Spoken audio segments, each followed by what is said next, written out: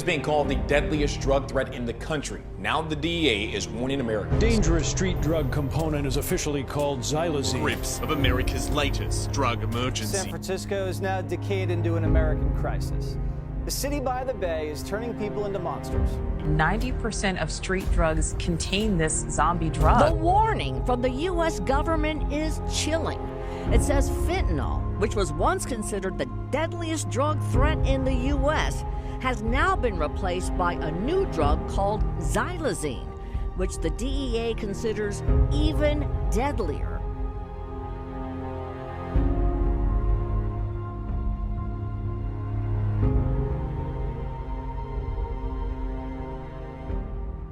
What used to be one of America's most beautiful cities now suffering from crime, homelessness, and drug cartels. Portland, Oregon. Critics say it shows what happens when progressive policies go too far.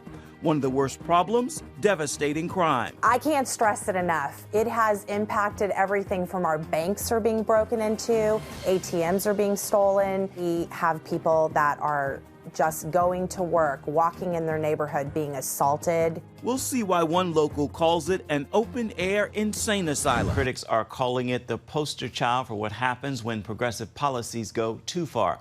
The streets are riddled with crime, drug abuse, and homelessness. One resident says Portland's social experiment has, quote, gone colossally bad. Dale Hurd brings us the story. Good morning from the beautiful city of Portland, Oregon. These are images and video from an army of citizen journalists in Portland who have been documenting a city in decline. Public drug abuse, addicts sprawled on the sidewalks or wandering the streets. Tent encampments on many street corners and fires seen burning along the roadways. What used to be one of America's most beautiful and livable cities is being slowly destroyed by epidemic levels of crime, drug abuse, homelessness, and mental illness. One local is called Portland an open-air insane asylum. Dahlgren believes at least some officials are okay with what's happened to the city. How could they not be okay with it for as long as this has gone on, right? Every day we walk past these camps, we see people languishing and dying on the streets. That is not okay. Every year we say this is a state of emergency, right? But who here is treating it like a true state of emergency? Dahlgren says activists actually put up empty tents to attract more tents. That is a common practice, to erect tents to invite homeless to be homeless, right? And that makes our job now 10 times harder. They will just erect the tents in hopes that a person will find the tent and move inside. During our time with Dahlgren, he met one homeless man who said he was given a bus ticket to Portland by the city of Billings, Montana. Portland has become a mecca for addicts and drug dealers who have migrated here from across the country to take advantage of weak drug laws. It's also attracted drug cartels. There were 11 drug overdoses on March 31st alone, and one pill of fentanyl can cost as little as $1. In Portland today, a viral video shows a man using drugs in front of a child. Just last week, a man beat someone with a golf club in front of this Portland restaurant. The nervous owners then offered the attacker hot coffee, which he dumped on the victim. 79% of businesses surveyed in Portland have been victims of vandalism or break-ins. 19% have been vandalized at least 5 times.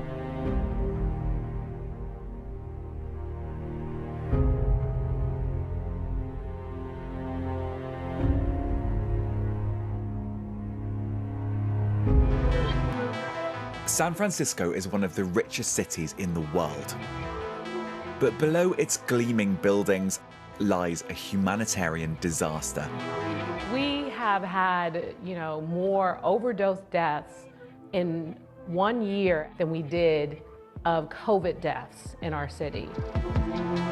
Every day, on average, 2 people die from a drugs overdose here. This is Kensington, Philadelphia, the center of America's drug epidemic, overrun with a drug known as tranq, a mixture of horse tranquilizer and fentanyl that's turning people there into real-life. So what's going on out here? Where are we at? Yeah, we at Kensington and Clearfield. So this neighborhood right here, like during the pandemic, once when COVID first hit, like a lot of stores on this block got destroyed, like right under the DTLR, vandalized and burnt down. Okay. So the store owners, they moved. Needle right there. Yeah.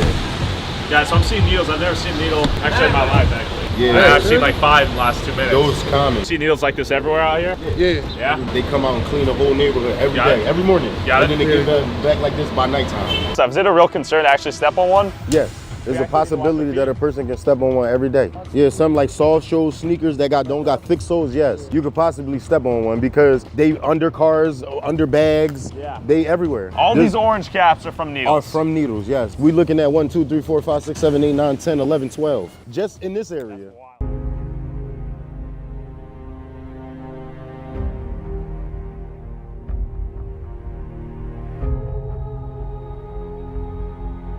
Demons are taking over the city of San Francisco. This is obviously more than just a drug problem. There's something funky in the air. I think the city's possessed. Get away from my son. The city needs saving, and San Francisco politicians aren't even trying. The sick thing is, San Francisco is making money off these demons. The more drugs, crime, and homelessness, the more money gets spent. San Francisco is hooking citizens on drugs on purpose. Instead of rehab, San Francisco is legalizing shrooms, handing out Narcan, building injection sites. The more drug addicts, the more money the city council sends to nonprofits. And then the nonprofits use the money to help addicts get high. And then they pocket the Very rest. wild scenes in different parts of the country this weekend. It has some concern about the future of this country and if things will be too out of control for police to handle.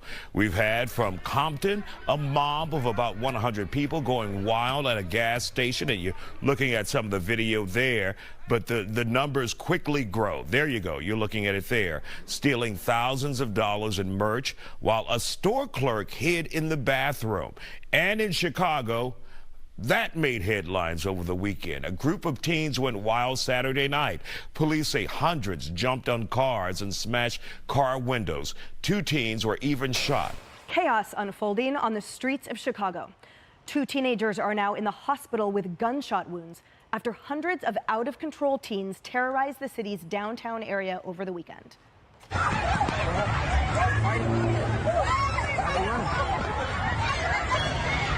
Brawls broke out near the city's Millennium Park, and bullets flew through the air, sending crowds running for their lives.